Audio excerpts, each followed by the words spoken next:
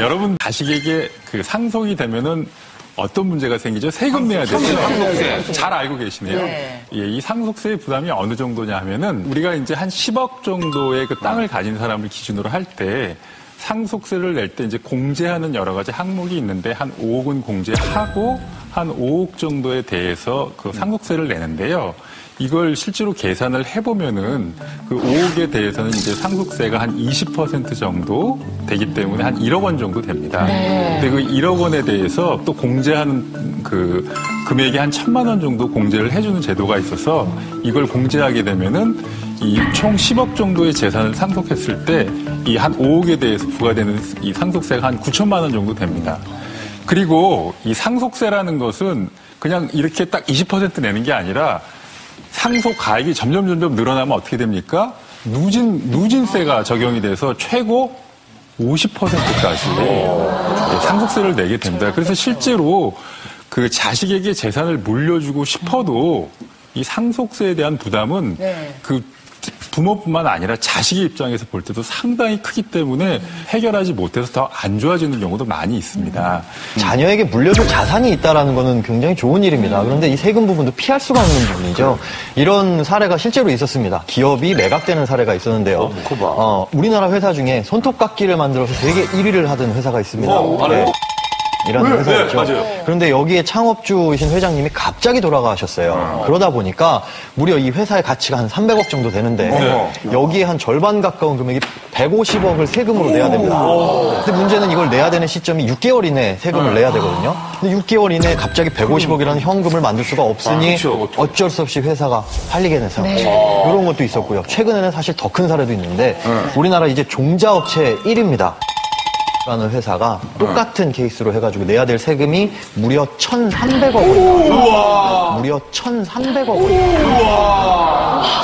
정말 중요한 회사인데. 그렇죠. 국가적으로 굉장히 중요한 회사인데 이게 이제 문제가 발생한 게 1,300억 원을 현금으로 갑자기 마련할 수가 없으니 매각된 사례가 있습니다. 세금 내려고. 굉장히 안타깝죠. 세금이 이런 상속세 이런 거를 좀 이렇게 안 내게 해주는 그런 방법이 된다는 얘기예요? 네, 그렇습니다. 이제 안 낸다는 개념보다는 이 상속세로부터 안전하게 하기 위해서 이 종신보험을 활용하면 된다는 얘기입니다. 제가 사례를 한 가지 말씀드리는 게 있는데 한 10년 전으로 거슬러 올라가겠습니다. 한 30억대 재산을 가지신 40대 이 박모 씨가 이 자기 재산을 이제 자식한테 물려주고 싶어 했어요. 근데 가능하면 좀 이제 상속세의 부담이 없도록 하고 싶어서 고민을 했었는데 주변의 지인으로부터 귀가 아주 솔깃하는 얘기를 듣게 됩니다. 그게 뭐냐 하면은 종신보험을 가입해서 그걸 활용하면 된다. 그런 얘기를 들었습니다. 그 다음에 이제 이 박모 씨는 한 10년 정도 지나서 이제 지병을 앓게 되었고 결국 사망을 하게 되었습니다. 박 씨의 아들은 사망보험금 30억을 수령했을 뿐만 아니라 박 씨의 재산도 모두 상속을 하게 되었습니다. 모두 상속을 하게 되었습니다. 박 씨가 지인으로부터 종신보험을 통해서 활용을 하면 된다라고 얘기를 들어서 일단 자신이 가지고 있는 30억의 재산 중에서 10억 정도에 해당하는 부동산을 먼저 아들에게 증여세를 내고 증여를 해주었습니다. 이 아들은 거기서 나오는 그 월세 수입으로 아버지를 피보험자로 하는 종신보험에 가입을 하였습니다. 이 종신보험의 보험금이 얼마냐? 30억입니다. 30억. 그리고 25년 동안 납부하는 이 종신보험에 가입을 했죠.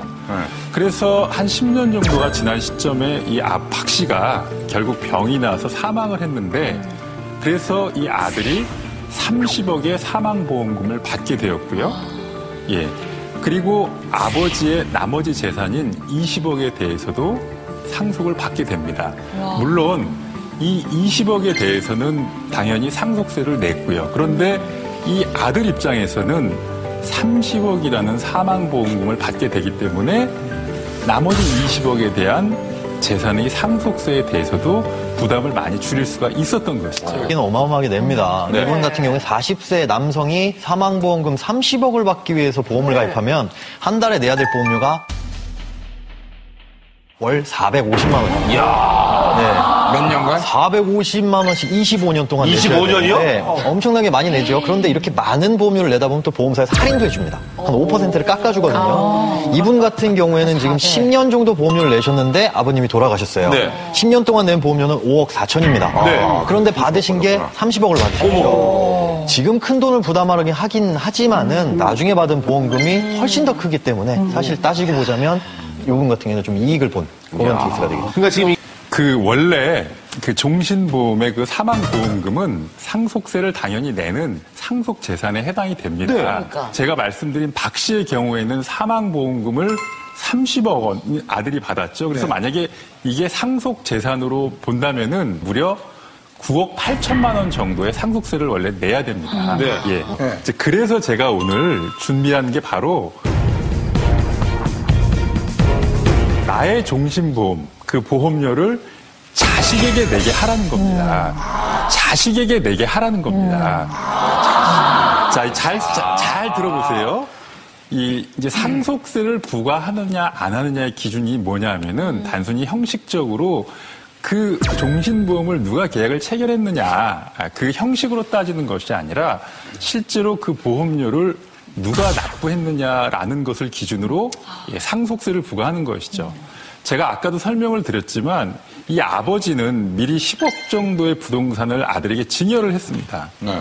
그리고 나서 아들이 거기서 나오는 월세 수입으로 아버지를 피보험자로 하는 종신보험을 계약해서 그 보험료를 매달 아들이 납부를 한 거죠.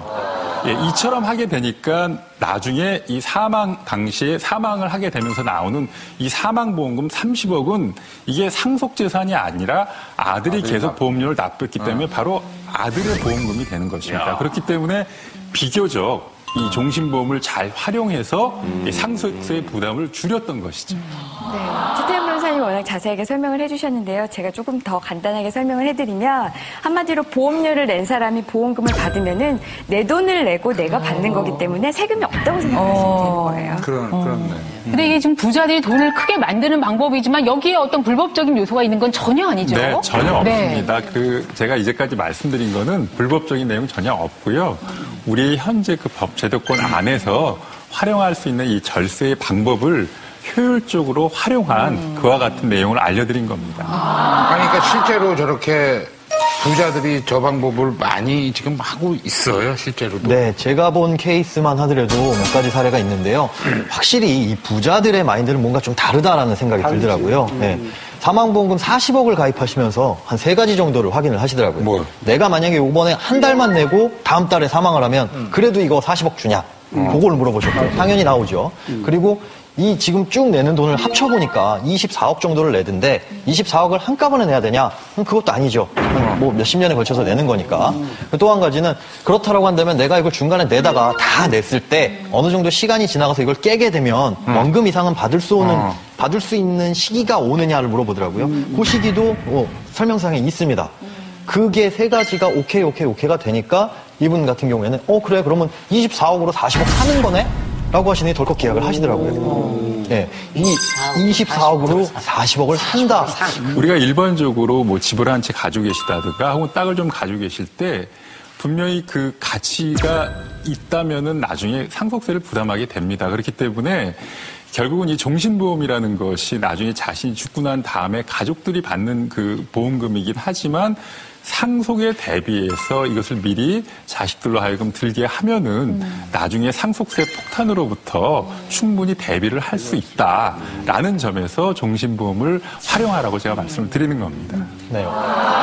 저희가 뭐 보험 테크라고 말을 해야 할 만큼 아주 유용한 방법을 알게 됐습니다. 보험 테크를 통해서 세테크도 할 수 있고 결국은 자식에게 물려줄 때 부담 없이 물려줄 수 있는 그런 방법들 이야기를 나눠봤습니다. 최태형 변호사의 내가족 보험 100% 활용법이었습니다. 강남 부자들이 보험으로 돈 버는 방법 종신보험이었습니다.